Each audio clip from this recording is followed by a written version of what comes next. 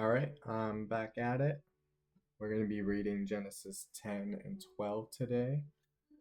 So I hope everyone had a great Christmas. This first chapter, chapter 10, is a bunch of generations.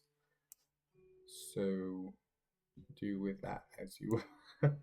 All right, let's go. Now these are the generations of Shem, Ham, and Japheth, the sons of Noah, and sons were born to them after the flood. The sons of Japheth were Gomer and Magog, and Madai and Javan and Tubal and Meshech and Tyrus. And the sons of Gomer were Ashkenaz, Riphath, and Togarmah. The sons of Javan were Elisha and Tarshish, Kittim, Dodanim. I'm bad with this. From these, the coastlands of the nations were separated into the lands, every one according to his tongue, according to their family, into their nations. The sons of Ham were Cush, and Mizraim, and Put, and Canaan. And the sons of Cush were Sheba, and Havilah, and Sabta, and Ramah, and Sabteca. And the sons of Ramah were Sheba and Dedan. Give me one moment. All right, verse 8. Now Cush was the father of Nimrod. He began to be a mighty one on the earth. He was a mighty hunter before Yahweh. Therefore it is said, like Nimrod, a mighty hunter before Yahweh. Excuse me. The beginning of his kingdom was Babel and Erech and Akkad and Calneh in the land of Shinar. From that land he went out to Assyria and built Nineveh and Rehoboth and Calah, and reasoned between Nineveh and Calah, that is the great city. Mizraim, the father of Ludim and Anamim and Lahabim and Taphtuam and Pathruzim and Kaluim, from whom came the Philistines, and Caphtorim. Canaan was the father of Sidon, his firstborn, and Heth, and the Jebusite, and the Amorite, and the Girgashite, and the Havites, and the Arkites, and the Sinites, and the Arvadites, and the Zemarites, and the Hamathites. And afterward the families of Canaans were scattered. The border of Canaanite extended from Sidon as you go toward Gerar, as far as Gaza, as you go toward Sodom and Gomorrah, and Admah, and Zeboim, as far as Lasha. These are the sons of Ham, according to their families, according to their tongues, by their lands, by their nations. Also to Shem, the father of all the children of Eber, and the older brother of Japheth, children were born. The sons of Shem were Elam and Asher and Arpachshad and Lud and Aram, and the sons of Aram were Uz and Hul and Gethar and Mash. Arpachshad was the father of Shelah, and Shelah was the father of Eber. Now two sons were born to Eber. The name of the one was Peleg, for in his days the earth was divided, and his brother's name was Joktan. And Joktan was the father of Almadad and Sheleph and Hazar Mavareth and Jirah and Hadoram and Uzal and Ziklah and Obal and Abimael and Sheba and Ophir and Havilah and Joab. All these were the sons of Joktan. Now their settlement extended from Mesha as you go toward Sephar, the hill country of the east. These are the sons of Shem according to their families, according to their tongues, by their land, according to their nations. These are the families of Noah, according to their generations, by their nations. And out of these the nations were separated on the earth after the flood. Okay, so I paused it to find this because I am a visual learner. And I hope this, oh, there's something that popped up. Oh, shows my. Okay. So yeah, there we go. That's Genesis 10 pretty much. And it shows the locations of where these people are. Um, I think a few of these names pop up as you go through the Bible. Like, I think Am Amorite. Yeah, we got Jebusite, um, Amorite, Girgashite, Havite. So that kind of shows Ham Ham was cursed, said he would serve Japheth and Shem. And then you have these sons who are mentioned later on. You got, I think that says Philistim, might be the Philistines.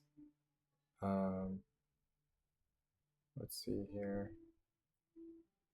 Yeah, not seeing much other familiar names. So, yeah, I just wanted to show that chart.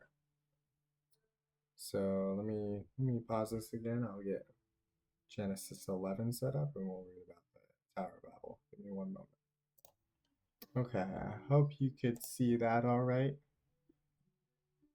So I'm going to start reading. Now the whole earth had the same language and the same words.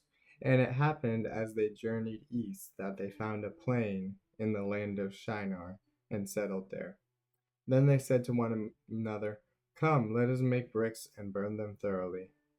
And they had brick for stone, and they had tar for mortar. And they said, "Come, let us build for ourselves a city and a tower whose top will reach into heaven. And let us make for ourselves a name, lest we be scattered over the face of the whole earth." Then Yahweh came down to see the city and the tower which the sons of men have built. And Yahweh said, "Behold, they are one people, and they all have the same language. And this is what they have begun to do. So now nothing which they purpose to do will be impossible for them. Come, let us go down and there confuse their language, so that they will not understand one another's language." So Yahweh scattered them from this. I can't talk. So Yahweh scattered them from there over the face of the whole earth, and they stopped building the city. Therefore its name was called Babel, because there Yahweh confused the language of the whole earth, and from there Yahweh scattered them over the face of the whole earth. These are the generations of Shem. Shem was 100 years old, and he became the father of Arpachshad 2 years after the flood. And Shem lived 500 years, and he became the father of Arpachshad, and he became the father of other sons and daughters. And Arpachshad lived 35 years and became the father of Shelah, and Arpachshad lived 403 years after he became the father of Shelah, and he became the father of other sons and daughters. And Shelah lived 30 years and became the father of Eber, and Shelah lived 403 years after he became the father of Eber, and Eber lived 34 years, and he became the father of Peleg, and Eber lived 430 years after he became the father of Peleg, and he became the father of other sons and daughters. And Peleg lived 30 years and became the father of Ru, and Peleg lived 209 years after he became the father of Ru, and he became the father of other sons and daughters. And Ru lived 32 years and became the father of Sureg, and Ru lived 207 years after he became the father of Sureg, and he became the father of other sons and daughters. And Sureg lived 30 years, and he became the father of Nahor. And Sereg lived 200 years after he became the father of Nahor, and he became the father of other sons and daughters. Nahor lived 29 years and became the father of Terah. And Nahor lived 119 years after he became the father of Terah, and he became the father of other sons and daughters. And Terah lived 70 years, and he became the father of Abram, and Nahor and Haran. Now these are the generations of Terah. Terah became the father of Abram, Nahor, and Haran. And Haran became the father of Lot. And Haran died in the presence of Terah his father in the land of his birth, in Ur of the Chaldeans. Abram and Nahor took two wives for themselves. The name of Abram's wife was Sarai, and the name of Nahor's wife was Milcah. And the daughters of Haran, and the father of Milcah, and the father of Iscah. And Sarah was barren, she had no child. And Terah took Abram his son, and Lot the son of Haran his grandson. And Sarai, I think I called her Sarah before. Anyways, continue. And Sarai his daughter in law, his son Abram's wife. And they went out together from Ur of the Chaldeans in order to go to the land of Canaan. And they came as far as Haran and settled there. And the days of Terah were 205, and Terah died in Haran. Alrighty, so that is Genesis 11. I'm going to pause this again, and I'm going to pull up something that I found very interesting that I learned about within the last year or so. Actually, it was around a little over a year ago I learned about this. But yeah, give me one moment. I'm going to pause this. Alright, I hope you can see this pretty well. Actually, I might be able to. There we go. Yeah, let me just get that all in there.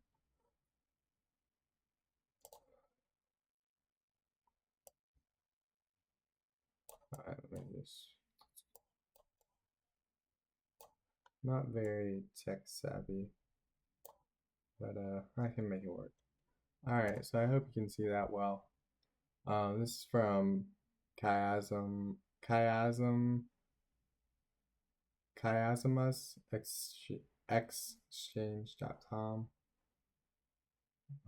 So a chiasm, it's a structure of writing.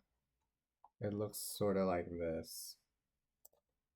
So you see at the beginning, so in reference, this is Genesis 11 verses 1 through 9 is written in a chiastic structure. So you have all the earth had one language, and then confused the whole earth. And it's written like A is connected to A, B is connected to B, C is connected to C, etc. And its purpose is to emphasize, and the Lord came down to see the city and the tower which the sons of men had built. So I just thought it was really neat that this was written that way. This is a little bit of a visual way. Earth was one language of all the earth. Confuse the language. Let us build for us a city. They left off to build the city, lest we be scattered abroad. Lord scattered them abroad. The Lord came down. Oh wait, maybe it's a little different. This one's saying this is the center. And the Lord said, behold, the people is one, and they all have one language. And this they begin to do. And now nothing will be restrained from them which they have imagined to do. So this one's saying verse 6 is the center.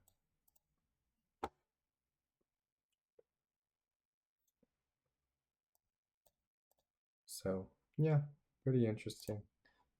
So I've been thinking since I missed a few days through the holiday season. I'm thinking I'm just going to stick with one section a day.